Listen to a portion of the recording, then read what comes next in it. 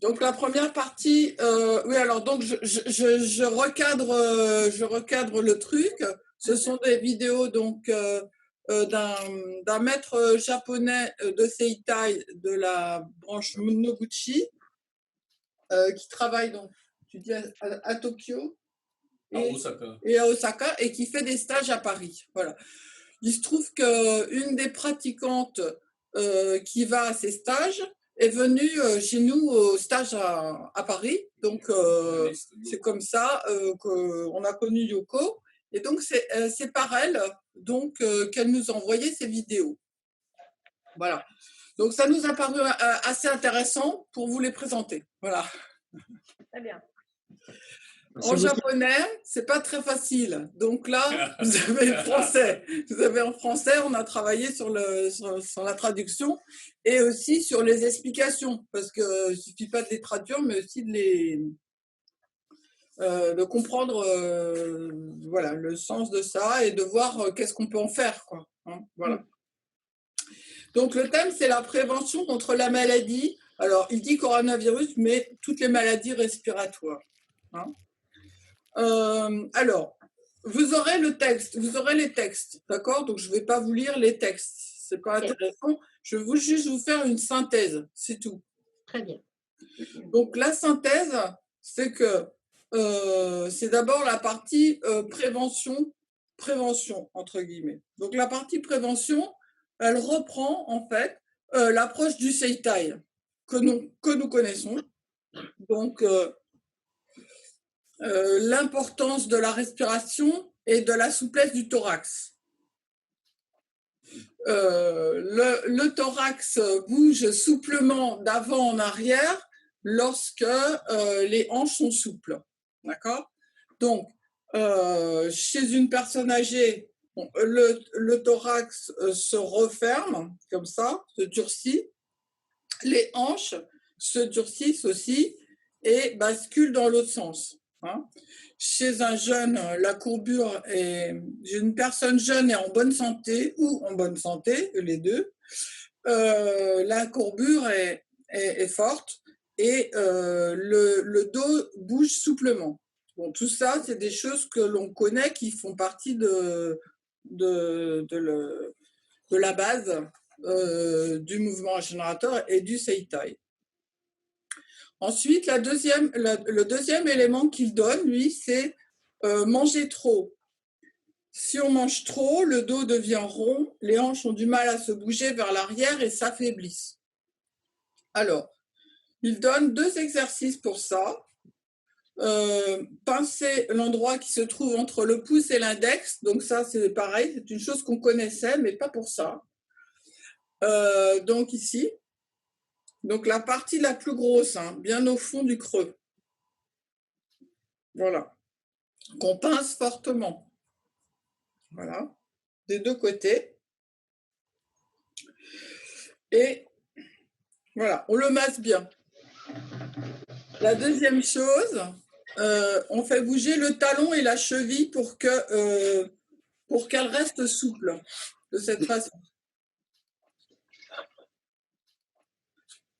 Et la troisième chose, je vous montre avec mes mains, pas avec mes pieds, mais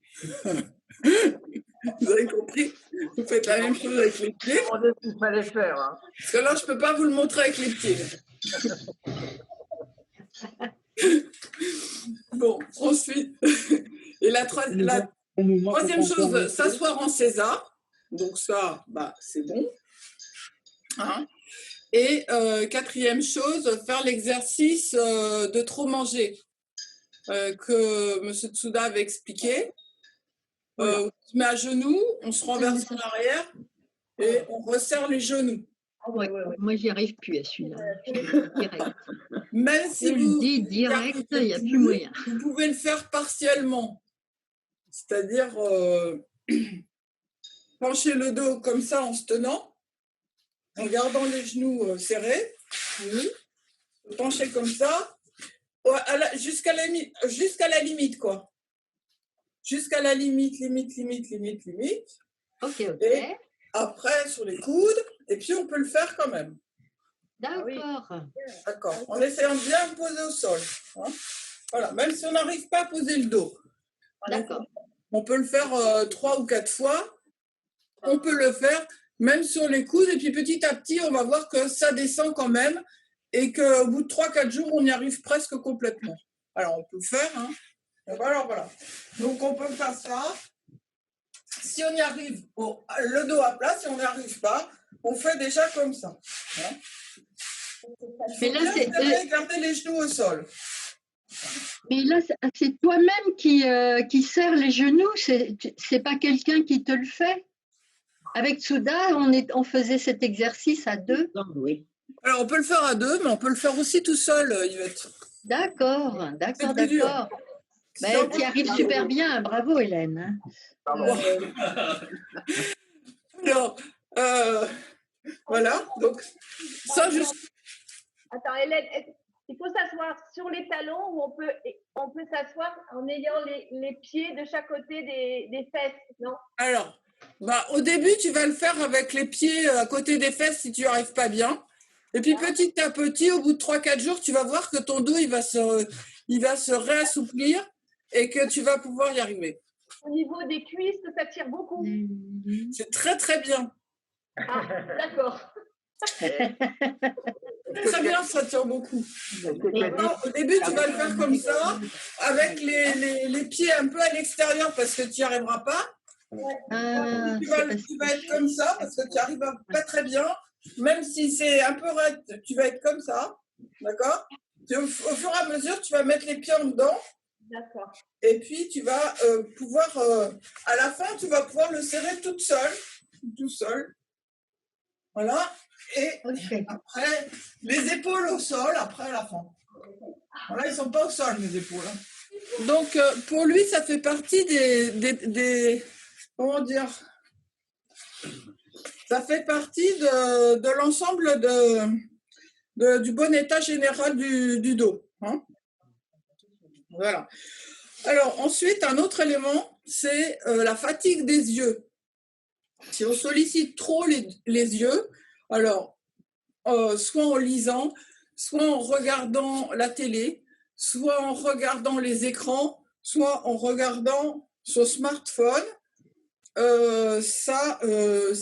les yeux deviennent hypersensibles et donc on peut faire une serviette chaude sur les yeux pour les détendre. Voilà. Ou des Uyuki sur les yeux. Il faut les chauffer, quoi, pour qu'ils se détendent. Voilà. Enfin, il insiste sur le fait de ne pas fatiguer trop les yeux. Ensuite, ne pas refroidir le corps. Alors ça, c'est une partie assez importante où il explique vraiment l'importance de la circulation de l'eau dans le corps. Et il explique que si on attrape froid, c'est parce qu'en fait, le corps est trop sec et qu'il n'est pas bien hydraté de manière interne profonde.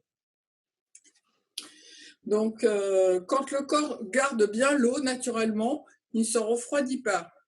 Alors, il explique qu'on accumule l'eau, c'est-à-dire que le corps s'hydrate pendant les mois d'hiver, en accord avec la saison, et que s'il est bien hydraté en hiver, même si on va dehors comme ça, on n'attrape pas froid.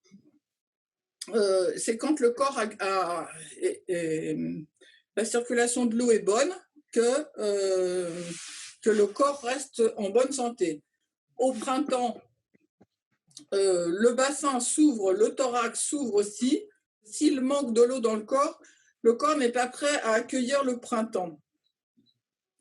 Donc, c'est vraiment cette période, hein, puisque c'est mars. Hein. Donc, c'est vraiment cette période, mars-avril, au moment du printemps. Et donc, il dit qu'il ne faut pas boire un peu d'eau, mais il faut vraiment boire beaucoup d'eau. Après, il explique aussi comment boire l'eau. Donc, en mâchant l'eau, quoi, en l'avalant doucement. La première gorgée, on la mâche et on la recrache, et après on boit normalement. Voilà. L'été, donc, l'eau s'en va s'en va. On doit beaucoup transpirer l'été. Donc, pour que le corps s'accorde, pour qu'il s'harmonise, en fait. Quand il s'harmonise bien, l'hiver, il accumule l'eau et l'été, il évacue l'eau. Et voilà, et comme ça, le rythme continue. Et ils disent ce qui ne marche pas, c'est quand l'hiver, les gens restent au sec, le corps se dessèche en fait et ne boivent pas assez d'eau. Et que l'été, il y a la climatisation. Alors au Japon, il y a beaucoup de climatisation, hein. Moins chez nous, mais chez eux, oui. Et que du coup, les gens ne transpirent pas assez. Donc du coup, il n'y a plus du tout d'échange dans le corps. Voilà, il n'y a plus d'échange, ça reste stagnant, quoi. Voilà. Alors, il dit, le dernier élément, c'est la peur. La peur, bon, bah ça, je pense que tout le monde l'a capté, hein. Mais quand on a peur, on ferme les poumons, là, on se tient comme ça, et donc immédiatement, comment dire, ça raidit le dos, hein, voilà. Alors, il dit qu'il faut se tenir à l'écart de cette peur, il faut essayer de pas se laisser garder la tête froide, en quelque sorte. Voilà. Parce qu'il dit que même si on n'y pense pas inconsciemment, ça travaille. Voilà. Les petits détails, vous verrez vous-même dans le texte. Hein.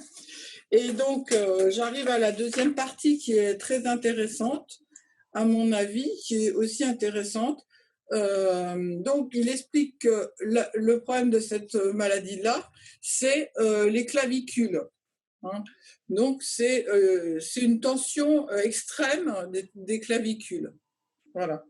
Alors, juste au-dessous du cou, ici, là, donc il y a des petits creux, il y a 2 petits creux. Tout le monde peut les sentir, ces petits creux. D'un côté et de l'autre, vous pouvez sentir la différence. Il y a sûrement un des 2 creux qui est un peu plus dur que l'autre. Quand vous respirez,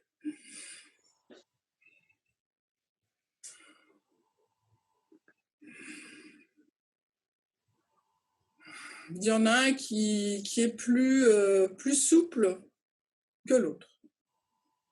D'accord? Donc, vous repérez celui qui est le moins souple des 2. Voilà. Celui qui est le moins souple, c'est le côté où le poumon a tendance à se contracter. Hein? Lui, il dit l'amplitude de la respiration diminue de ce côté-là et les microbes ont tendance à entrer. Voilà ce qu'il explique. Bon. Il dit la grippe revient tous les ans, il y a ceux qui l'attrapent, ceux qui ne l'attrapent pas. D'une part, les gens dont les poumons évacuent naturellement les microbes, et d'autre part, les gens qui ne peuvent pas les évacuer et les gardent dans le corps. On peut faire une serviette chaude sur les clavicules, ici et sur le haut du corps, là, afin d'assouplir le haut du corps. Hein, voilà. Ça, c'est très, très agréable, et surtout, plus encore avant de dormir. On va faire une petite pratique. Alors, quand on n'est pas 2, on est tout seul, on peut le faire tout seul. Alors déjà, on va repérer le point Kanno-Katten qui est là, donc le point d'asepsie. Et on va commencer à masser le point d'asepsie qui est entre les deux muscles là. Alors, donc pour lui, ce point est très très important parce qu'il stimule l'immunité.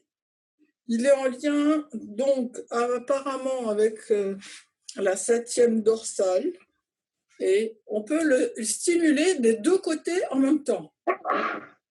Alors, et il faut y aller, quoi. Hein, c'est-à-dire, faut appuyer fort, très fort. Là. Alors, comme tout à l'heure, vous avez senti, par exemple, moi j'ai senti que dans ce creux-là, c'était ce côté-là qui était un peu tendu. Donc, j'insiste sur le même côté du point Kanno-Katten. D'accord.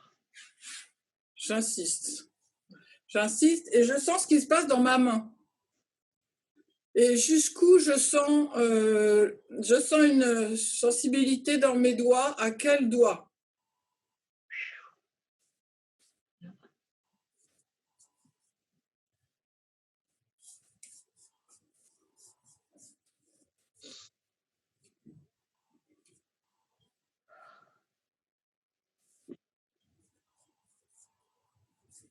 Si vous êtes tout seul, vous pouvez le stimuler tout seul. Si on est deux, bah, on peut le faire à quelqu'un. Excusez-moi, je fais une petite intervention. Il faut pousser, il faut appuyer pas mal. Parce que si fait légèrement, on ne sent pas quoi. Mais il faut appuyer fort. Et à ce moment-là, il y a une sensation qui descend comme ça. Et puis, cette sensation-là arrive à quel doigt? Ça, c'est très important. Et c'est pour ça que dans la vidéo, on voit des caractères japonais plusieurs comme ça. Parce que M. Kono explique que si on appuie fort comme ça et que à ce moment-là, une sorte de, comment on appelle ça, électricité, quoi, sensation qui descend. Et puis, si ça descend à pouce, index, ça va, c'est normal. Mais par contre, si cette sensation descend aux trois autres doigts, à ce moment-là, il y a une faiblesse. Et donc, ça, il faut corriger. Moi, j'ai regardé la vidéo de Maître Kono et j'ai vu qu'il a fait un petit dessin et le point ne correspond pas au point aseptique dont nous avait parlé Maître Tsuda, mais à la base du deltoïde, un peu plus haut, quoi, plutôt ici. Je ne sais pas si on le voit bien. Voilà, plutôt là. Aïe, oui, ça fait mal aussi. Mais de toute façon, il utilise le point, il utilise le nom, Kanno-Katen, c'est le même. Au fond, d'après moi, c'est le même. C'est l'un de nous de l'ésolamphatique. L'ésolamphatique, d'après moi. Hein, donc, bon, en tout cas, une fois qu'on a senti qu'on a bien massé ce point, il vient prendre le pouls de la personne. D'accord? Donc ça, c'est pas pareil. Si vous êtes tout seul, vous pouvez vous prendre le pouls. Bon. Par contre, après, tout seul, on ne peut pas le faire là. Après, il va chercher à l'intérieur du creux de la clavicule. Il y a un endroit un peu sensible ou un peu plus dur.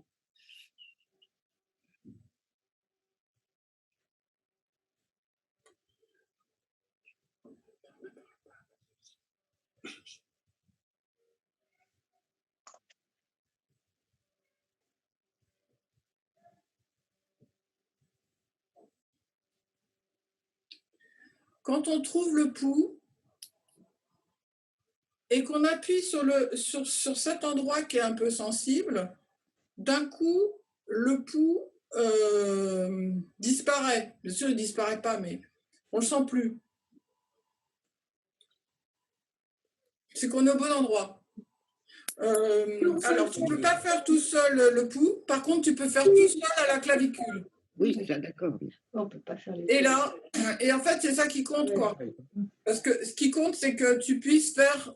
Donc, tu fais Yuki à l'intérieur de ce sorte de koketsu, ou point sensible à la clavicule.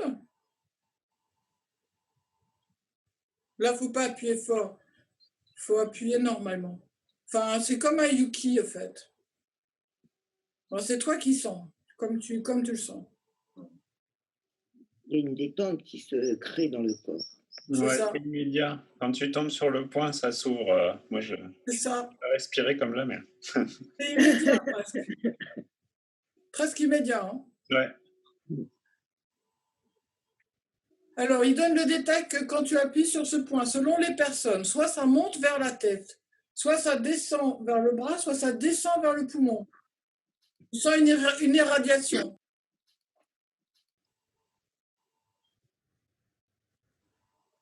Et du coup, tu peux faire Yuki sur cette ligne. Une fois qu'on a terminé,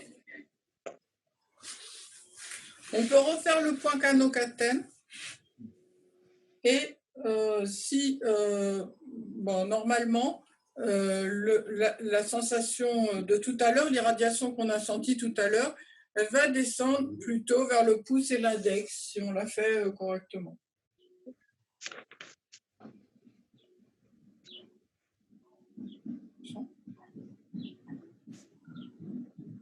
À la fin, on peut remettre les doigts sur les deux côtés des clavicules. On va vérifier par rapport à la sensation qu'on avait tout à l'heure. On va voir si ça a changé, la sensation qu'on a dans les creux des clavicules.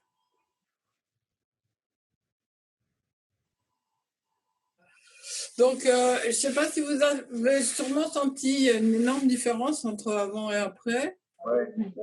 Oui. Hein. Oui, effectivement, Voilà. ça s'est assoupli. C'est assez rapide.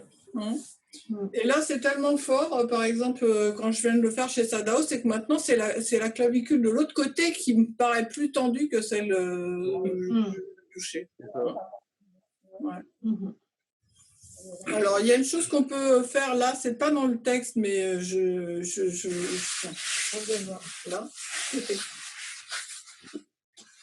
qui est pas aussi, qui est plus simple encore. Hein. Ça, c'est ça. Là, ça y est pas. On touche pas les coups, on touche pas le cou, hein, et on touche pas les clavicules. On fait juste chouki comme ça sur les clavicules. Voilà. Alors, quand il y a une personne qui peut le faire, c'est bien. Sinon, bah, à deux, on peut soi-même, on peut le faire, soit sur les bords du cou, là, soit sur les bords du cou, soit sur les clavicules ici. Hein. Voilà. C'est plus facile quand même quand quelqu'un vous le fait, sinon, serviette chaude ici, quoi. Voilà. Voilà. Donc, en gros, là, j'ai à peu près fini de vous expliquer tout ce qu'il y a, tout le contenu. Les détails sont dans les textes que vous allez avoir, donc vous pourrez les relire dans le détail. Voilà, bon, voilà.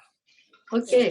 J'espère que ça vous a intéressé. Je pense que ça peut intéresser pour toute maladie respiratoire ou qui a rapport avec les poumons ou la bronchite, toutes sortes de choses comme ça. Là, ça concerne surtout les clavicules parce que c'est la maladie se concentre ici, sur ce triangle-là. Hein. Donc là, je trouve que c'est une toute petite indication qui apporte quand même beaucoup. Voilà. Oui, j'ai des questions. Ouais. Dans l'exercice là des genoux, tu as dit que les genoux devaient poser par terre ou pas? Oui. Parce qu'avec Souda, il montait les genoux quand on le faisait. Quand c'est allongé, non? Oui, il vaut mieux que tu les. Bah, si, enfin, ils sont comme ça les genoux. Mais après, il y a une personne qui le fait avec toi. Ouais. Et après, elle te pose les genoux au sol. Oui, d'accord. L'idéal, ce serait qu'ils soient au sol. Voilà. Mais bon, tu fais ce que tu peux. Au départ, tu fais ce que tu peux. Peu à peu, ça s'assouplit. Peu à peu, tes genoux, ils descendent. D'accord. Ok. Voilà. Mais bon, c'est pas grave si tu le fais au début avec les genoux en l'air. Et puis, à force, tu essayes de descendre. Puis, à force, ça descend. Ok.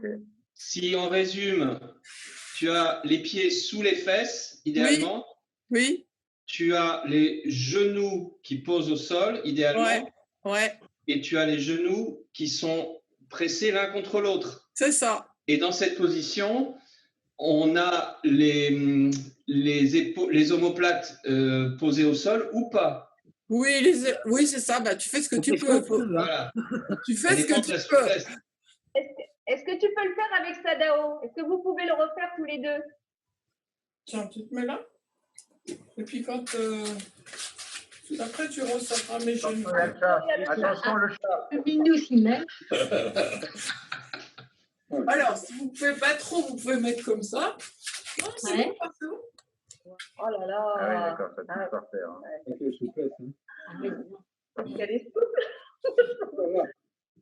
J'appuie. Oui, d'accord. Ok. Je lâche. Voilà. Oui. J'appuie. On faisait ça 3 fois, ouais. Oui, je me souviens que vous le faisiez ça. Et tu lâches. Lâche. Et tu réappuies. Encore une fois. J'appuie. Et là, on bloquait avec le genou. Et tu lâches. Voilà. Et après, tu l'aides à remonter en tenant les genoux. Oui. Alors, je dois vous dire que quand j'ai reçu la vidéo et qu'il a dit qu'il fallait refaire cet exercice-là, je me suis dit, oh, voilà, ça fait longtemps que je n'ai pas fait ça, je suis sûre que j'y arriverai pas. Et je n'y arrivais pas. Hein. Ah, et je n'y arrivais pas. C'est pour ça que je te dis, ça revient vite parce que, en fait. Donc, tu t'es entraîné combien de fois avant d'y arriver de nouveau? Oh, je sais pas, peut-être 2 fois par jour. D'accord. Pendant combien de temps? Pendant combien d'années? Bah, depuis que j'ai reçu la vidéo, donc ça fait même pas une semaine. Ah. Ok, donc tous les espoirs sont permis. Bah, c'est ça. Ah, c'est magnifique. Merci. Merci Voilà. de nous partager ça. Oui. Attendez, monsieur Kono, maître Kono insiste qu'il faut vraiment boire beaucoup d'eau pendant l'hiver. Et puis, il faut transpirer pendant l'été. Comme ça, on jette comment on appelle ça, le vieil eau qu'on a pris pendant l'hiver. Comme ça, il y a une sorte un nettoyage qui se fait. Le renouvellement d'eau dans le corps. Et si le corps est bien, entre guillemets, hydraté, on n'attrape pas froid. D'accord. D'où les diarrhées et les petits virus intestinaux de printemps qui permettent de jeter l'eau. Ah. C'est bien. Oh, oh. Voilà. Non, mais c'est intéressant parce qu'en fait, lui, il insiste beaucoup sur le circuit de l'eau et sur l'hydratation du corps. Et donc, c'est très, très intéressant. C'est un aspect, c'est une approche qui je trouve très, très, très utile, quoi. Merci. Merci beaucoup. Merci beaucoup, Hélène et Sadao. Merci. Merci tous. Merci à tous. Merci beaucoup. Merci de votre participation. Merci. Bisous. Ciao. Bisous, ciao. Ciao, ciao. Ciao, bisous à tous. Ciao. Ciao.